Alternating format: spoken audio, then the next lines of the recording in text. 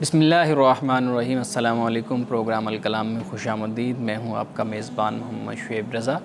ناظرین کرام، پروگرام کے پہلے حصہ میں ہم قرآن کریم کی کچھ آیات کو سمجھنے کی کوشش کرتے ہیں اور دوسرے حصہ میں اپنے عہد کے نمائندہ سیاسی، سماجی، مذہبی موضوعات پہ پیدا ہونے والے سوالات کے جوابات ایک نئے نقطہ نظر سے جاننے کی کوشش کرتے ہیں۔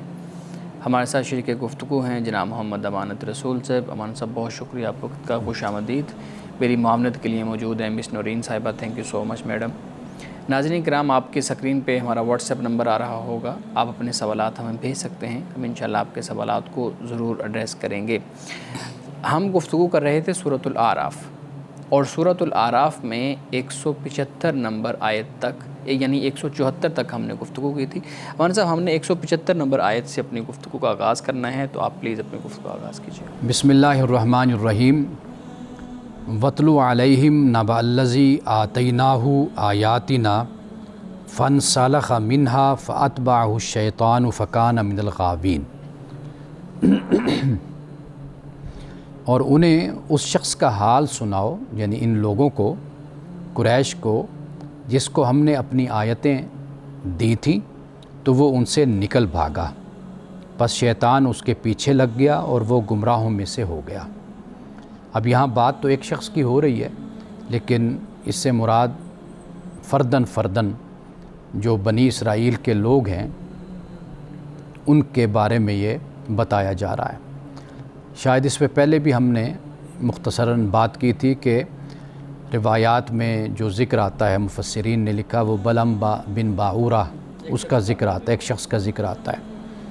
لیکن اصل جو بات ہے وہ یہ ہے کہ بنی اسرائیل کا تو ہر شخص بلعم بن باعورہ تھا، یعنی ان کا کردار ہی ان کا ایسا تھا کہ اللہ تعالیٰ نے ان پر یہ رحمت فرمائی کہ حضرت موسیٰ، ہارون جیسے پیغمبر ہیں، اللہ کی وحی اتر رہی ہے اور وہ مخاطبین وحی ہیں، لیکن اس کے باوجود ان کا کریکٹر اتنا پست تھا کہ جسے قرآن پاک نے یہاں پر بیان کیا ہے۔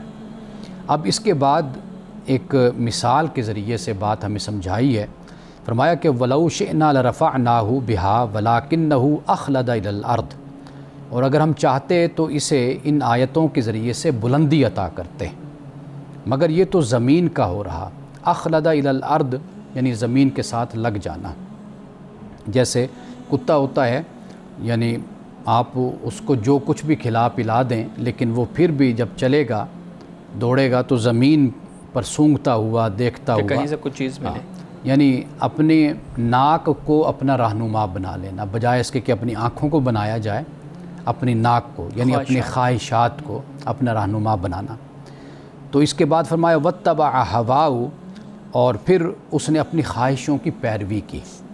فَمَثَلُهُ كَمَثَلِ الْقَلْبِ، اس کی مثال کتے کی سی ہے، إِن تَحْمِلْ عَلَيْهِ يَلْهَثْ أَوْ تَتْرُكْهُ يَلْهَثْ، فرمایا کہ اگر تو اس پر بوجھ لاد دے تب بھی وہ ہانپے گا، اور اگر چھوڑ دے تب بھی ہانپے گا، یعنی دونوں صورتوں میں اس کو کھلا پلا دو، کچھ بھی کر دو، وہی رہے گی، بس وہی، یعنی وہ ہانپے گا اور زبان اس کی باہر نکلی ہوئی ہوگی۔ فرمایا کہ ذَلِكَ مَثَلُ الْقَوْمِ الَّذِينَ كَذَّبُوا بِآيَاتِنَا، اور یہ مثال ان لوگوں کی ہے جنہوں نے ہماری نشانیوں کو جھٹلایا۔ فَاقْصُصِ الْقَصَصَ لَعَلَّهُمْ يَتَفَكَّرُونَ، اور تم یہ احوال ان کو سناؤ تاکہ یہ لوگ غور و فکر کریں، یہ لوگ سوچیں۔ تو یہاں پہ اللہ سبحانہ و تعالیٰ نے جو شخص اللہ کے دیے ہوئے علم کو، وحی کو پس پشت ڈال دیتا ہے، اس کے پاس علم ہے، وہ تو اس لیے اللہ نے علم عطا کیا نا کہ انسان اپنا تزکیہ نفس کرے، حرام و حلال کا فرق کرے، اللہ کے فرما برداری کرے، وہ اس کے بجائے وہ اپنی خواہشات نفس کی پیروی کرتے ہیں۔ جیسے قرآن پاک نے کہا وَاتَّبَعُوا الشَّهَوَاتِ، شہوات کے پیچھے دوڑتے ہیں۔ تو ان کی مثال پھر کیسی ہوتی ہے؟ تو کہا کہ یہ ان کی مثال ایسے کتے کی سی ہے کہ یہ ایسے ہوتے ہیں، اپنی خواہشات کے پیچھے بھاگتے ہیں، بس یہ ان کو کسی چیز کا بھی کوئی اپنی عزت کا، اپنی عظمت کا، اپنا کہ اللہ نے اتنا علم عطا کیا، وحی عطا کی، اس کی ان کے اندر کوئی بھی شرم اور احساس ان کے اندر نہیں ہوتا ہے۔ تو یہ جو تمثیل ہے یہ صرف قوم یہود سے متعلق ہے یا ہر قوم سے متعلق ہے؟ دیکھیے، سبق تو ہر جگہ موجود ہوتا ہے، ہر قوم کے لیے ہوتا ہے۔ یہ اگر قریش اگر اس کے مخاطب ہیں تو واضح بات ہے کہ قریش کے وقت اللہ کی وحی اتر رہی تھی، اور اس لیے یہ مثالیں ان کو بیان کر کے بتائی گئیں کہ دیکھو اسی طرح موسیٰ اور ہارون بھی اپنی قوم میں موجود تھے، تم میں محمد رسول اللہ صلی اللہ علیہ وسلم موجود ہیں، ان کو بھی علم دیا گیا، وحی دی گئی، سب کچھ دیا گیا تھا، ان کا کریکٹر بھی اسی طرح کا تھا، اور تم لوگ ان کی طرح نہ بنو، بلکہ جب علم اور وحی تمہیں دی گئی ہے تو تم اس کو لینے والے بنو، اور اپنے کردار اور اپنے اخلاق میں تم تبدیلی لاؤ اور اللہ کے فرمانبردار بنو۔ صحیح۔ ایک اور چیز بھی ہے نا، یہاں کتے کی مثال دی گئی ہے نا، اس جانور کی خاص طور پر مثال دی گئی ہے، مختلف مثالیں قرآن کریم کے اندر بیان کی گئی ہیں۔ اس خاص شخص کی حالت کو یا ان نفرات کی حالت کو بیان کرتے ہوئے یہ مثال دی گئی ہے، حالانکہ جب ہم دیکھیں تو کتے کا جو کریکٹر ہے وہ ہمارے ہاں وفاداری کی علامت ہے، بلکہ ہم تو فقہ کے اندر بھی بہت سی جگہ پہ پڑھتے ہیں کہ اگر کوئی ایسا معاملہ ہو جائے تو کتے کا جو شکار ہوتا ہے وہ بھی استعمال کیا جا سکتا ہے۔ کہنے کا مطلب یہ ہے کہ اس کو تو وفاداری کی علامت سمجھا جاتا ہے، لیکن اس کے باوجود اتنی بری مثال ایک اس جانور کے ساتھ اس کو ریلیٹ کیسے کر سکتے ہیں؟ اب آگے ہم جا کر انسانوں کی مثال پڑھیں گے۔ اچھا، انسانوں میں خوبیاں بھی ہیں، خامیاں بھی ہیں۔ اسی طرح جب ہم کتے کو دیکھتے ہیں، قرآن مجید نے ایک جگہ پر اس کا شکار بھی حلال اور جائز قرار دیا ہے، مکلبین تعلمونہن مما علمکم اللہ، اللہ پاک نے یہ فرمایا۔ سورۃ المائدہ میں وہ بات بھی ہے۔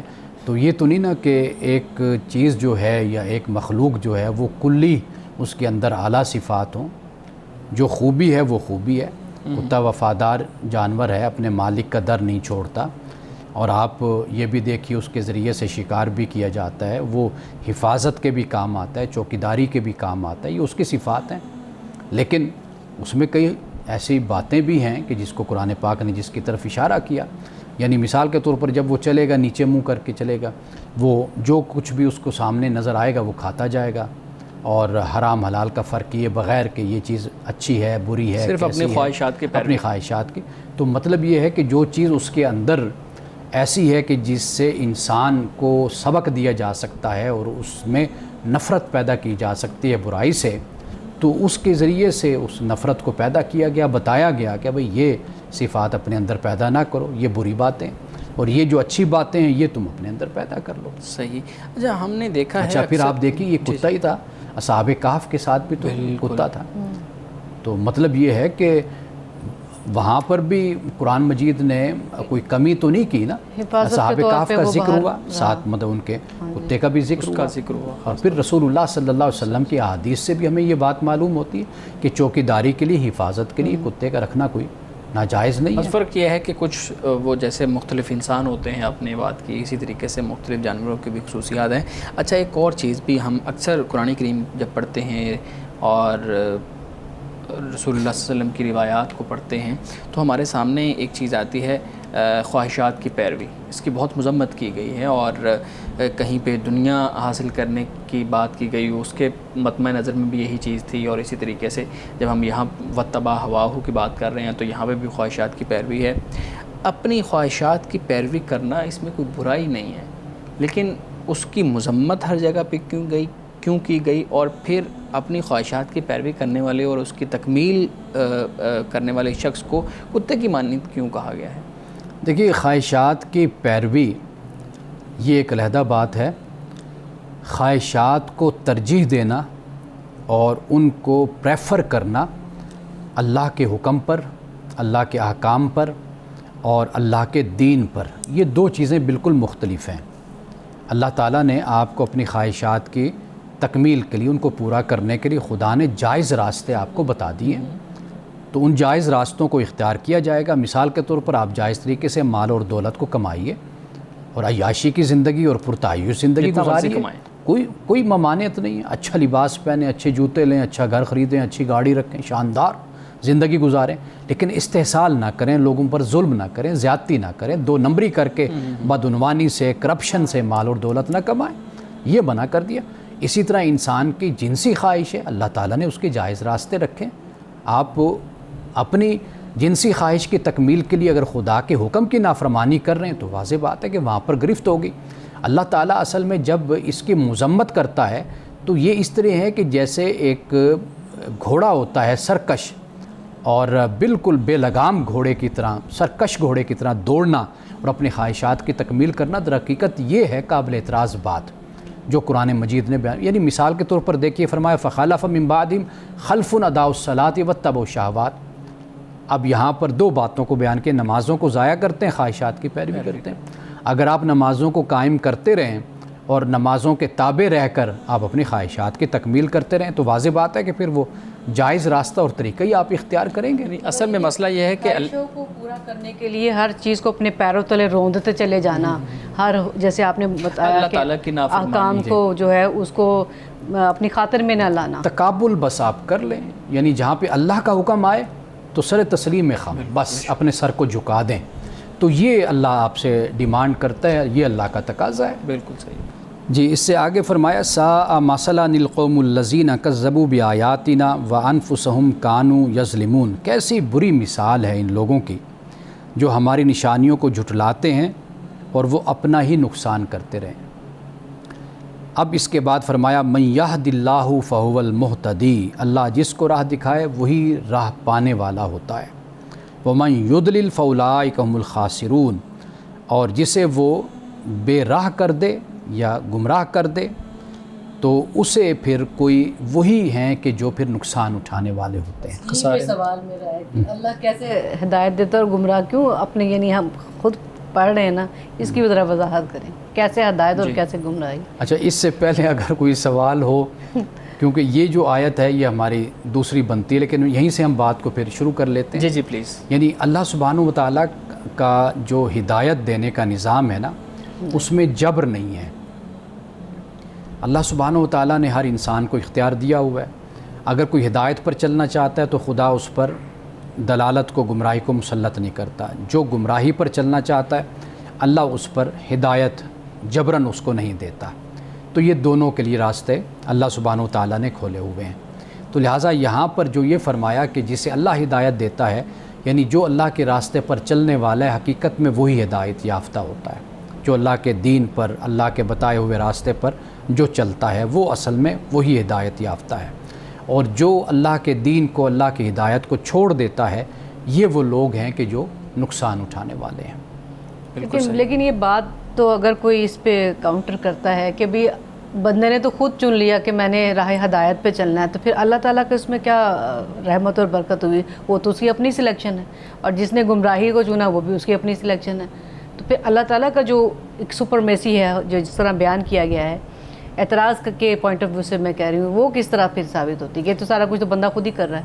دیکھیے بندہ جو کر رہا ہے اسی پر ہی تو پابندی نہیں ہے نا کہ بندے سے اللہ تعالیٰ جبراً کچھ نہیں کروا رہا. اور اسی چیز کا تو جواب لیا جائے گا. اصل بنیادی بات یہی ہے. یعنی جو شخص جو طلب کر رہا ہے نا، جو طالب ہے جس چیز کا، اس کو وہ چیز مل جاتی ہے. اللہ تعالیٰ اس کو وہ عطا کر دیتا ہے. یعنی ہدایت دیتا ہے اللہ تعالیٰ کسے؟ جو ہدایت کا طلبگار ہوتا ہے. اور گمراہی اسی کو ملتی ہے جو گمراہی پر چلنے والا ہے. تو یہ اللہ سبحانہ و تعالیٰ کا جو نظام ہے، نظام مشیت آپ اس کو کہہ لیجئے، قانون مشیت اس کو کہہ لیجئے، وہ یہی ہے کہ جو بھی جس راہ پر چلنا چاہتا ہے اس پر کوئی پابندی اس کی نہیں ہے. باقی دیکھیے عربی زبان کا اپنا ایک اسلوب ہوتا ہے، بات کہنے کا ایک انداز ہوتا ہے. قرآن مجید میں کئی مقامات پر یہ انداز اختیار کیا ہے. اللہ نے پہلے ان کے کریکٹر کو بیان کیا ہے، اس کے بعد پھر اللہ تعالیٰ نے ہدایت اور گمراہی کی بات کی ہے. یہاں پر بھی بالکل وہی اسلوب ہے. پہلے اس قوم کی سرکشی، بغاوت، نافرمانی کا ذکر کیا، پھر اس کے بعد اللہ تعالیٰ نے ہدایت کا ذکر کیا. اسی طرح پہلے پارے کو سورۃ البقرہ کو جب ہم اٹھاتے ہیں وہاں پر بھی ان الذین کفروا سواء علیہم انذرتم ام لم تنذرہم لا یؤمنون ختم اللہ علی قلوبہم وعلی سمعہم وعلی ابصارہم غشاوہ. پہلے ذکر کر دیا کہ کفر پر یہ لوگ ڈٹ گئے ہیں، پھر کہا کہ ہم نے ان کے دلوں پر مہر لگا دی ہے. یعنی ان کے عمل کا نتیجہ اللہ تعالیٰ نے ان کو دے دیا. اور اسی طرح اولئک الذین طبع اللہ علی قلوبہم، یہ وہ لوگ ہیں کہ اللہ نے ان کے دلوں پر مہر لگا دی. لیکن والذین اہتدوا زادہم ھدی وآتاہم تقویٰ، جو لوگ ہدایت کو چنتے ہیں، ہدایت پر چلتے ہیں، اللہ تعالیٰ ان کی ہدایت میں اضافہ کرتا چلا جاتا ہے. تو بنیادی بات جو ہے وہ انسان کا اپنا اختیار ہے.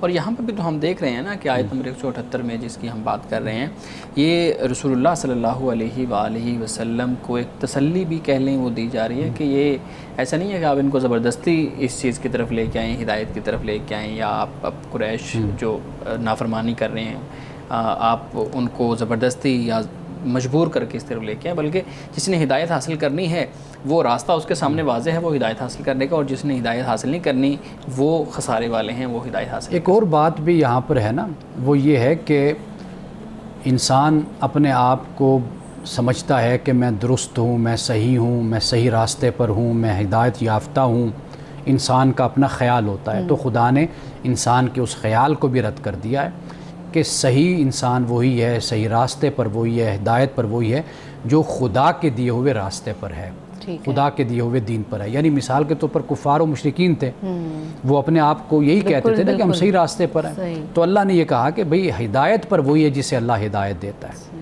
یعنی وہی ہے ہدایت جو اللہ نے بھیجی ہے، نازل کی ہے، جو اللہ نے رہنمائی کر دی ہے، جو بتا دیا ہے راستہ، در حقیقت وہی ہدایت کا راستہ ہے۔ بس اسی پیمانے کے اندر رکھ کے اپنے آپ کو بے شک انسان جتنے بھی دعوے کرتا رہے کہ میں درست ہوں، میں صحیح ہوں، میں جس راستے پر چل رہا ہوں یہی راستہ صحیح ہے، نہیں، اللہ کہتے ہیں نہیں، وہ پیمانہ، وہ میزان کیا ہے؟ وہ اللہ تعالیٰ کا دین ہے، اللہ کا قرآن ہے۔ صحیح۔ مولانا صاحب ایک اور چیز بھی ہے نا کہ کئی جگہ پہ قرآن کریم میں انسانوں کو بھی چوپایوں سے زیادہ بدتر کہا گیا ہے، تو یہ ہم اس سے آگے جا کر پڑھیں گے۔ جی اگلی آیت میں ہی آ رہا تھا، تو جی پلیز آپ آیت پڑھ لیں، اس کے بعد میں سوال رکھتا ہوں۔ یہ آیت ذرا طویل ہے۔ فرمایا وَلَقَدْ زَرَعْنَا لِجَهَنَّمَ كَثِيرًا مِنَ الْجِنِّ وَالْإِنسِ، اور ہم نے جنات اور انسانوں میں سے بہت سے لوگوں کو ہم نے انسانوں اور جنوں میں سے دوزخ کے لیے پیدا کیا ہے۔ اب یہاں پر پھر آپ لوگ اعتراض کریں گے، سوال اٹھائیں گے کہ بھئی لوگوں کے اللہ رب العزت نے خود پیدا کیا، پھر خود آگے چلیں۔ فرمایا لَهُمْ قُلُوبٌ لَا يَفْقَهُونَ بِهَا، کہ ان کے پاس دل ہیں یہ سمجھتے نہیں ہیں، وَلَهُمْ أَعْيُنٌ لَا يُبْصِرُونَ بِهَا، کان ہیں آنکھیں ہیں دیکھتے نہیں ہیں، وَلَهُمْ آذَانٌ لَا يَسْمَعُونَ بِهَا، کان ہیں سنتے نہیں ہیں، أُولَٰئِكَ كَالْأَنْعَامِ، یہ لوگ چوپایوں کی طرح ہیں، جانوروں کی طرح ہیں، بل ہم اضل، بلکہ اس سے بھی یہ بدتر ہیں، اولئک هم الغافلون، یہی لوگ غافل ہیں۔ اب یہاں پر یہ بات بیان کی گئی۔ اب جب ایک انسان کو اللہ تعالیٰ نے دل دیا، اور یہ دل اس لیے دیا کہ انسان سمجھے اور غور و فکر کرے، یہ انسان کو آنکھیں دی کہ وہ کائنات میں دیکھے اور ہدایت حاصل کرے، اچھا پھر انسان کو کان دیے تاکہ وہ سنے، یہ اس کائنات میں جو ایک آواز ہے اس آواز پر کان دھرے، وہ پیغمبر کی بھی آواز ہو سکتی ہے، وہ اذان بھی ہے، وہ حق کی آواز بھی، آج بھی حق کی بات کرنے والے لوگ ہیں۔ تو جب یہ چیزیں جو اللہ نے نعمتیں عطا کی ہیں ان کو ان مقاصد کے مطابق استعمال نہیں کیا جا رہا، تو اس لیے ان لوگوں کا جو انجام ہے وہ جہنم بن رہا ہے۔ ٹھیک ہے جی، یعنی اللہ فرماتا ہے کہ بہت سے لوگوں کو ہم نے پیدا کیا، یہ اسی طرح ہوتا ہے کہ جیسے ایک شخص اپنے کردار سے ہی یہ دکھا رہا ہوتا ہے، اخلاق سے، کہ مجھے تو اسی کے لیے ہی پیدا کیا گیا، میں اسی قابل ہوں، یا میرا یہی انجام ہونا چاہیے، یا میں اسی طرح ہی اسی مقصد کے لیے پیدا ہوا ہوں۔ تو یہ اصل وہ اسلوب ہے جو قرآن مجید نے یہاں پر اختیار کیا ہے۔ اور ہم بھی تو دیکھتے ہیں نا کہ اپنی زندگی میں بھی جب ہم لوگوں سے معاملات کرتے ہیں تو جب ایک شخص کی سرکشی اتنی اپنی انتہا تک پہنچ جاتی ہے تو ہم انسان بھی کہتے ہیں کہ اس کو اسی میں چھوڑ دو، یہ اسی میں رہے گا اور اسی میں ہی اس کی جو ہے نا وہ معاملہ ہے، مثال کے طور پر ہم دیکھتے ہیں مرد ہے یا یعنی شوہر ہے یا بیوی ہے، ہم نے دیکھا کہ کئی دفعہ شوہر جو ان سے ہے وہ بہت ہی زیادہ پست ذہنیت کا، پست کردار کا ہوتا ہے، بیوی بہت کوشش کرتی ہے اس کو اٹھانے کی، تربیت کی، اخلاق کے حوالے سے، کردار کے حوالے، لیکن وہ نہیں تیار ہوتا اس بات کے لیے، وہ اسی پستی اور گند میں ہی رہنا چاہتا ہے۔ تو اب پھر آپ کیا کہیں گے؟ یہی معاملہ بیوی کے ساتھ بھی ہوتا ہے، عورت کے ساتھ بھی ہوتا ہے۔ خامند بڑی کوشش کرتا ہے کہ اپنی بیوی کا معیار اخلاقی، کردار، علم، تعلیم میں بہتر کرے، لیکن وہ اسی جگہ ہی رہتی ہے، تو وہ گویا کہ ایسے لگتا ہے کہ یہ اسی کے لیے ہی بنے اور اسی کے لیے پیدا ہوئے، جتنی بھی محنت کر لو وہ رائے گا جائے گی۔ اور یہ جو کہا گیا کہ جانوروں سے بھی بدتر ہیں، وہ اسی بنیاد پہ کہا گیا، یعنی ان لوگوں کو کہا گیا کہ جو کان رکھنے کے باوجود سنتے نہیں ہیں، دل رکھنے کے باوجود سمجھتے نہیں ہیں، آنکھیں رکھنے کے باوجود دیکھتے اس لیے کہ جانوروں کے پاس تو یہ چیز، یہ صلاحیت نہیں نا، اللہ نے یہ نعمت نہیں دی ہے سوچنے کی. ہاں جی. تو انسان کو اللہ نے جو آنکھیں دی ہیں اس لیے دی ہیں تاکہ وہ عبرت حاصل کرے. انسان کو دل اس لیے دیا کہ غور و فکر کرے، تدبر تفکر کرے. تو انسان کو اسی مقصد کے لیے دل اللہ نے عطا کیا ہے. جانوروں کے پاس آنکھ ہوتی ہے، بس وہ سماعت بھی ہوتی ہے، وہ بھی سنتے ہیں، خطرے کو بھی بھانپ لیتے ہیں، لیکن وہ چیز ہوتی ہے کہ جو چننا ہوتا ہے، سلیکشن ہوتی ہے اچھے اور بری چیزوں، شعوری طور پہ ڈیسیژن میکنگ جو ہوتی ہے. ہاں جی، کہ وہ اس سے، اسی لیے تو کہا اسی سے بدتر ہیں، ان سے بھی بدتر. جانور جو ہے نا وہ صرف آوازیں سن کر ان آوازوں کے پیچھے چلتے ہیں. قرآن پاک نے اس کو بھی سورۃ البقرہ میں بیان کیا ہے، ان کی اس حالت کو. لیکن جو انسان کے بارے میں کہا جا رہا ہے نا، یہ باقاعدہ طور پر ایک شعوری مخلوق ہے. اللہ نے جسے عقل دیا ہے، عقل عطا کی ہے، جس کو ارادہ دیا ہے، اختیار دیا ہے، اچھائی برائی کا شعور، خیر و شر کا شعور اس کو دیا ہے. اس کے باوجود یہ نیکی کی طرف جانے کے بجائے برائی کی طرف جاتا ہے. تو سب کچھ دینے کے باوجود جو شخص پھر استعمال نہ کرے، اس سے فائدہ نہ اٹھائے، تو پھر وہ جانوروں سے بدتر ہو جاتا ہے. بالکل جانوروں سے بدتر کہا گیا.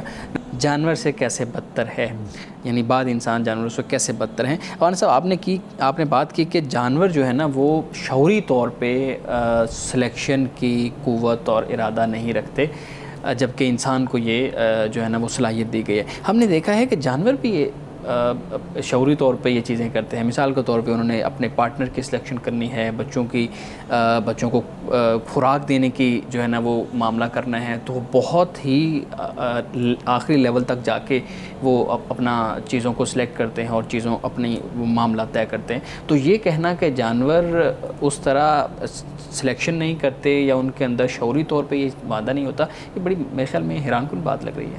اچھا، قرآن مجید یہ ہدایت کی کتاب ہے، اور انسان جو سبق بھول جاتا ہے، جسے عالم ارواح میں ہم نے پڑھا تھا، اس کو سبق دیا گیا تھا خیر و شر کا، خدا کی توحید کا سبق، یہ شعور جو اس کی ذات میں رکھا گیا تھا. قرآن مجید کا در حقیقت وہ پیش نظر بات ہے، یعنی نیکی، برائی، خیر، شر، اچھائی، ہدایت، گمراہی، یہ بنیاد ہے جو قرآن پاک جس کو ہمیشہ اپنا موضوع بناتا ہے. قرآن مجید نے جب جانوروں کی بات کی نا، قرآن کہتے ہیں لا ینعق بما لا یسمع الا دعاء و ندا، کہ یہ صرف اور صرف دعا اور ندا کو بس سنتے ہیں. یعنی کسی نے آواز دے دی اور ندا دے دی تو وہ ایک خاص آواز کے ساتھ وہ سمجھ جاتے ہیں بھئی ہمارا مالک یہ ہمیں یہ کیا کہنا چاہتا ہے، یہ شخص ہے. تو وہ ایک روٹین میں آواز کے ساتھ وہ چلتے رہتے ہیں. قرآن مجید جب انسان کی بات کر رہا ہے نا، تو یہ در حقیقت یہ بتا رہا ہے کہ بھئی انسان کو اللہ تعالیٰ نے اپنی ذات کا شعور دیا، خیر و شر کے بارے میں بتایا، لیکن یہ دنیا میں آ کر اپنے اس سبق کو بھول گیا. یہ میں نے پہلے وہاں پر نقطہ بیان کیا تھا کہ وَإِذْ آخذ، جب اس بولا جاتا ہے نا، تو اس کا مطلب کوئی امر واقعہ ہوتا ہے کہ جو انسان بھول جاتا ہے، اس امر واقعہ کو، اس حقیقت کو دوبارہ یاد کرواتا ہے. تو وہ یہ امر واقعہ ہے کہ انسان میں جو خیر و شر کا شعور ہے، اس کو انسان کبھی کبھی اس سے انحراف کرتا ہے اور اس کو بھول جاتا ہے. تو قرآن اس کو یاد کروا رہا ہے. بالکل. تو لہٰذا اس لیے وہ جو آپ بات کہہ رہے ہیں وہ بالکل اس سے مختلف بات، یعنی وہ اس میں دیکھیں نا، جانور کو پتہ ہے کہ اس نے کس سے بچنا ہے. اب مثال کے طور پہ ہرن ہے، اس کو پتہ ہے کہ شیر مجھے شکار کرے گا، وہ ایسے جانوروں کے اندر رہنا کوشش کرتا ہے، پسند کرتا ہے جہاں پہ اس کو نقصان نہیں ہے. جبکہ اسی طریقے سے باقی جانوروں کو بھی پتہ ہے کہ ہمیں کس کس سے نقصان ہے. تو یہ بھی تو ایک شعوری جو ہے نا وہ لیول ہی ہے ان کا. دیکھیے حدیث میں ایک مقام پر آتا ہے کہ قیامت کے دن جس بکری نے دوسری بکری کو پاؤں مارا ہوگا، ٹھوڈ جس کو کہتے ہیں، وہ مارا ہوگا، کل قیامت کے دن اللہ اس سے بھی پوچھے گا. یعنی وہ عدل کا جو معیار ہے خدا کا، وہ اللہ اس دن حشر کے دن، آخرت کے دن وہ قائم کرے گا. یہ بیان ہوتا ہے. تو اس لیے جو قرآن کا اصل موضوع ہے وہ ہے انسان کو بتانا کہ یہ پیغمبر کی تعلیم ہے، یہ اللہ کی وحی ہے، اس کو تم نے اختیار کرنا ہے. اپنے آپ کو اخلاقی جو انسان کا وجود ہے اس پر تم نے توجہ کرنی ہے، اور جو اچھائی برائی کا فرق تمہیں بتایا گیا ہے اس کو تم نے سمجھنا ہے اور اس پر تم نے عمل کرنا ہے. یہ در حقیقت موضوع ہے جہاں پر یہ آیت بیان کی گئی ہے. یہاں ایک عام بات جو میں بیان کرنا چاہ رہا تھا وہ یہ تھا کہ قلوب کا لفظ استعمال ہوا نا، قلب، اور اس پر بھی ممکن ہے ناظرین بھی سوچیں کہ قلب سوچنے کے لیے تو نہیں ہوتا، ذہن ہوتا ہے، لہم قلوب لا یفقہون بہا. لیکن قرآن پاک نے دو لفظ استعمال کیے، ایک قلب کا اور ایک فؤاد کا. قلب کا جو لفظ ہے جس کی جمع قلوب ہے، یہ وہ انسان کے اندر صلاحیت ہے جو سوچنے سمجھنے کی صلاحیت ہے، ٹھیک ہے، اس کے لیے قرآن قلب کا لفظ استعمال کرتا ہے۔ جو انسان کے جذبات ہیں، احساسات ہیں، انسان میں نفرت ہوتی ہے، انسان میں محبت ہوتی ہے، حسد ہوتی ہے، یہ جو جذبہ انسان کے اندر ہوتے ہیں، اس کے لیے قرآن پاک نے فؤاد کا لفظ استعمال کیا ہے۔ اچھا، اور اس لیے سورۃ بنی اسرائیل میں فرمایا ان السمع والبصر والفؤاد کل اولئک کان عنہ مسئولا، فرمایا کہ جو بصارت ہے، جو سماعت ہے اور جو فؤاد ہے، یعنی یہ جو تمہارے جذبات، احساسات اور یہ جو ہے، اس کے بارے میں، ان سب کے بارے میں کل قیامت کے دن انسان سے سوال ہوگا، انسان سے پوچھا جائے گا۔ تو لہٰذا جو قرآن پاک میں قلوب کا لفظ استعمال ہوا، یہ در حقیقت انسان کی وہ صلاحیت ہے کہ جو سوچنے اور سمجھنے والی صلاحیت ہے، اس لیے کہ قلب کا جو مطلب ہوتا ہے نا، وہ الٹ پھیر کرنا ہوتا ہے۔ آپ انقلاب کا لفظ استعمال کرتے ہیں جی جی نا، تو انقلاب بھی اسی سے ہوتا ہے، الٹ پھیر کر دینا، تو یہ قلب بھی اسی سے۔ الٹ پھیر سے مراد کیا ہے؟ آپ جب سوچتے ہیں آپ چیزوں کو اسی طرح گھماتے ہیں، اوپر نیچے کرتے ہیں، پھر آپ کسی نتیجے تک پہنچتے ہیں۔ رسول اللہ صلی اللہ علیہ وسلم کی دعا ہے یا مقلب القلوب قلب قلوبنا، جی، کہ اے دلوں کو پھیرنے والے ہمارے دلوں کو پھیر دے۔ تو انقلاب قلب، یہ اصل میں اس کا مطلب پھیرنا ہوتا ہے۔ صحیح، بہت شکریہ، بہت شکریہ مانی صاحب، بڑی پرمغز گفتگو ہے، جتنا اس کو چلایا جائے وہ چلتی جائے گی۔ لیکن ایک بہت اہم ایک ایسی ایک ہمارے پارلیمنٹ میں پچھلے دنوں ایک قانون پاس ہوا، اور میں چاہ رہا ہوں کہ میں آپ کی اس پہ رائے لوں تاکہ ہم جان سکیں کہ وہ جو ریاست کا فیصلہ تھا وہ اس پہ آپ کی کیا رائے ہے۔ مختلف لوگ اس پہ مختلف طرح کی آراء دے رہے ہیں، کچھ اس کے حق میں بھی ہیں، کچھ اس کی مخالفت میں بھی ہیں۔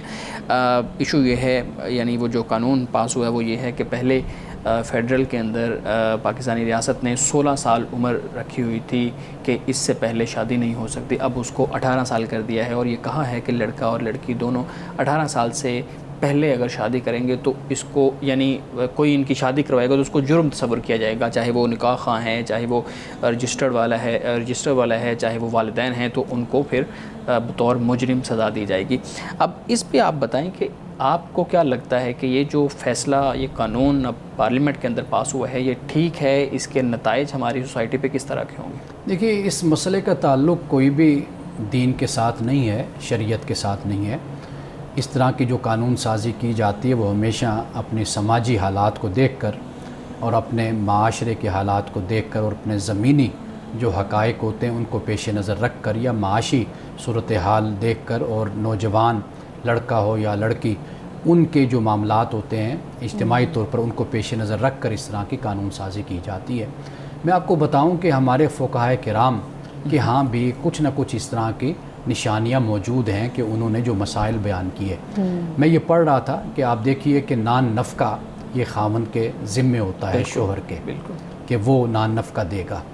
اب ایک تو یہ بات ہو گئی، دوسرا یہ بھی بیان کیا اخلاقی حوالے سے، اگر جہاں پر اس بات کا خطرہ ہوتا ہے، ڈر ہوتا ہے کہ ایک لڑکا ہے یا لڑکی وہ اگر حرام سے نہیں بچ سکتے، ان کو ڈر ہے کہ ہم حرام کام میں کہیں مشغول نہ ہو جائیں، مرتکب نہ ہو جائیں، تو وہ بھی نکاح کر لیں، یعنی جلدی شادی کر لیں۔ اور دوسری یہ بھی فقہاء نے بیان کیا کہ نان نفقہ۔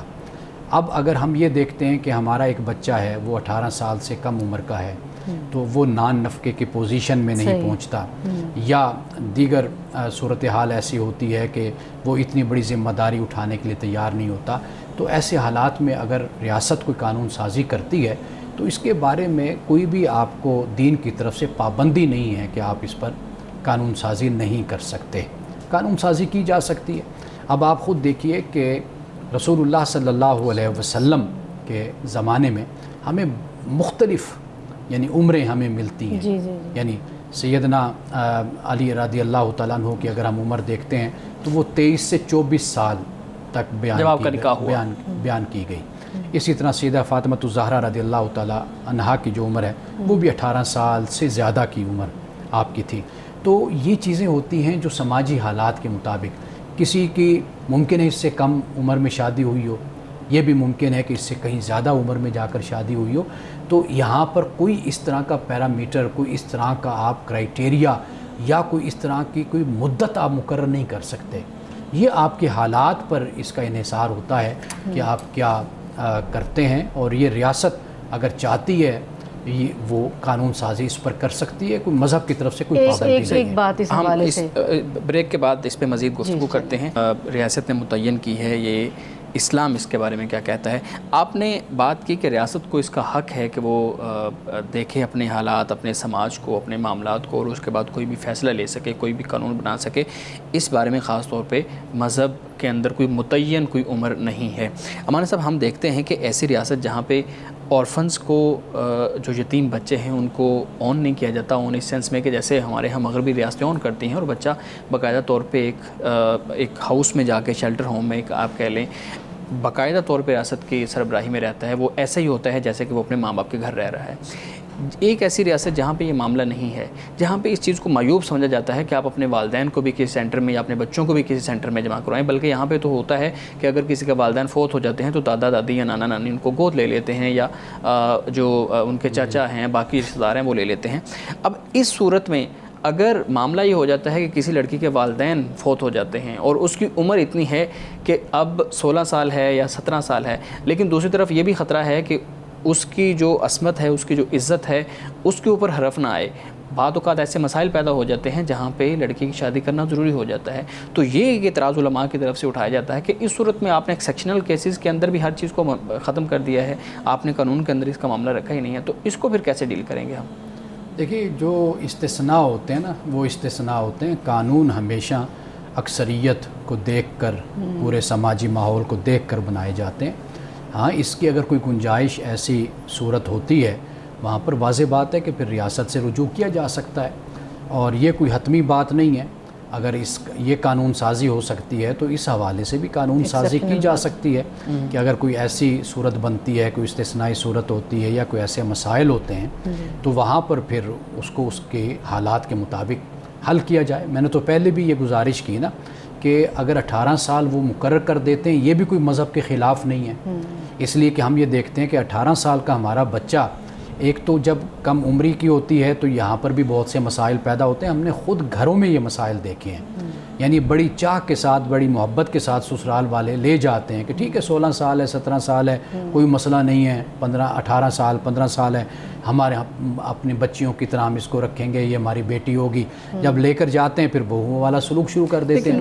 اس بیچارے کو نہ روٹی بنانا آتی ہے، نہ اس بیچارے کو کوئی کام کرنے آتے ہیں۔ اس عمر میں جب لے جاتے ہیں تو پھر اس کے بعد واپس کہتے ہیں کہ جی آپ نے اپنی بیٹی کو سکھایا کیا ہے۔ یہ مسائل بھی ہم دیکھتے ہیں۔ تو کہنے کا مقصد یہ ہے کہ آپ کا بچہ یا آپ کی بچی کیا شرعی تقاضوں کو پورا کر سکتے یا نہیں کر سکتے۔ قرآن پاک کی جب ہم بات کرتے ہیں نا، سورۃ النساء کو اگر ہم پڑھتے ہیں، وہاں پر قرآن پاک کیا کہتا ہے؟ قرآن یہ کہتا ہے کہ یہ جو مال اور دولت ہے، یہ تم اس وقت تک، یعنی ان کا کاروبار، یتیموں کے سپرد نہیں کر سکتے جب تک وہ ان میں تم رشد نہ پاؤ۔ اب یہاں پر یہ سوال پیدا ہوتا ہے کہ کاروبار، تجارت سپرد کرنے کے لیے تو قرآن یہ کہتا ہے کہ تم ان میں شعور دیکھو، ان میں میچورٹی کو دیکھو، پھر تم کاروبار تجارت تم ان کے سپرد کرو۔ لیکن دوسری طرف آپ اس پر اتنی بڑی ذمہ داری ڈال رہے ہیں کہ اس کی شادی کر رہے ہیں، اس کو ایک خامند بنا رہے ہیں، آپ اس کو سرپرست یا سربراہ گھر کا بنا رہے ہیں۔ پھر آپ اس سے یہ نہیں دیکھ رہے کہ اس کی عمر کیا ہے، اس میں میچورٹی ہے یا نہیں ہے، آپ اس کو گھر کا سربراہ بنا رہے ہیں۔ جبکہ خود فقہا نے، قرآن مجید نے بھی نان نفقہ کا ذکر کیا ہے۔ کیا وہ بچہ جو 15 سال کا 16 سال کا ہوگا، کیا وہ اس قابل ہوگا کہ وہ نان نفقہ کی ذمہ داری اٹھا سکے اور اپنے گھر کو بہترین طریقے سے وہ چلا سکے؟ اچھا، ایک سوال اس بارے میں یہ ہے کہ جب ایک چھوٹی بچی جس کی شادی، یعنی اکثر میں ہمارے گھر جیسے خواتین کام بھی کرتی ہیں، کل ہی میں ان کی بات، اس کی صحت دیکھ کے حیران ہو رہی تھی، بہت چھوٹی سی عمر کی، اور اس کے 4 بچے۔ کہتی میری 13 سال تھی عمر جب میری ماں باپ نے میری شادی کر دی، کہ جیسے ہی میں بالغ ہوئی، ہمارے یہاں پسند نہیں کیا جاتا کہ ایک بچی بالغ ہوئی اور وہ ماں باپ کے گھر ہے، اسے اگلی دفعہ کہتے ہیں کہ بلوغت کے جو سائن ہے وہ اسے اپنے سسرال میں آنا چاہیے۔ اب جب ایک کمزور صحت کی، کمزور یا کم عمر لڑکی، صحت کو بھی چھوڑ دیں، کم عمر لڑکی مینٹلی، ہم جو اگر کہیں کہ علیحدہ بات ہے اس کی ایڈجسٹمنٹ، فزیکلی اگر وہ اس قابل ہی نہیں ہے کہ وہ اس تمام ذمہ داریوں کو، جو حق زوجیت ہے ایک، اور دوسرا جو ڈلیوری کے جو سارے معاملات ہوتے ہیں، مسائل ہوتے ہیں، وہ ان چیزوں کو کس طرح، ایک ہیلدی بچے کو کس طرح جنم دے سکتی ہے، جبکہ خود وہ اس کو نہ جسمانی حالت اس کی اچھی ہو سکتی ہے، تو وہ اگلی نسل کو کیسے وہ سنبھال سکتی ہے؟ بہت سے مسائل ایسے ہیں، اگر آپ کتابوں میں پڑھتے ہیں، اپنے فتاویٰ میں، یہ اس وقت کے مسائل ہیں کہ جب میڈیکل سائنس ترقی نہیں کی تھی بالکل اور ہم نے انسانی وجود کا، انسانی جسم کا اس طریقے سے مطالعہ نہیں کیا تھا، وہ مرد ہے یا عورت، وہ جو کچھ بھی تھا ان کے تجربے کی بنیاد پر تھا اور سینہ بسینہ جو علم تھا اس کی بنیاد پر تھا، یا دادی نانی کے جو دیے ہوئے ٹوٹکے تھے یا ان کی جو باتیں تھیں اس بنیاد پر تھا۔